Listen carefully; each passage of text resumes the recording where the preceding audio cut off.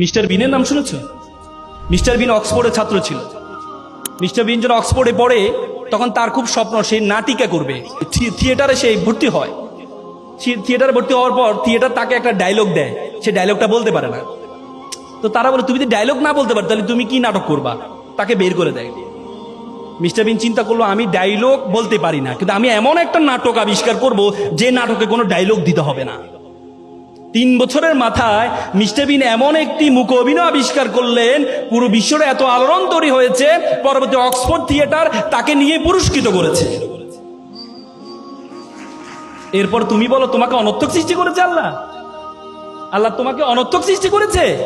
আল্লাহ তোমাকে অনর্থক সৃষ্টি করেনি। তুমি একটু কালো হলে মন খারাপ করো, হ্যাঁ আমি কালো, আমাকে কেন আল্লাহ অনর্থক সৃষ্টি করেছে? মন খারাপ করো না, করো না? একটা ছেলে প্লে বয়, খুব সুন্দর, সব সময় মেয়েরা তার পিছনে ঘুরে। তো পড়াশোনা তো আর করে নাই, সবসময় প্লে বয় ছিল, পড়াশোনা তো আর করে নাই। তো চিন্তা করলো এবার তো বয়স তো পার হয়ে যাচ্ছে, বিয়ে তো করা দরকার। বিয়ে করতে হলে তো বউ চালাইতে হবে, বউ চালাতো সামর্থ্য তার নাই। সে চিন্তা করলো এমন একটা মেয়ে বিয়ে করতে হবে যে মেয়ের কি, যে মেয়ে চাকরি করে। তো পরে বন্ধুকে বলে বন্ধু চলো একটা মেয়ে দেখতে যাব। বন্ধু তো ভাবছে যে তার পিছনে সুন্দর সুন্দর মেয়েরা ঘুরে, এমন এক বিশ্ব সুন্দরীকে আজকে দেখতে যাবে, একটা দেখা তো তার খুব শখ। বন্ধু যাওয়ার পর দেখে যে মেয়েটা কালো। বন্ধু মেয়ে তো কালো। যা বেটা, নদীর জল ঘোলা ভালো, জাতের মেয়ে কালো ভালো।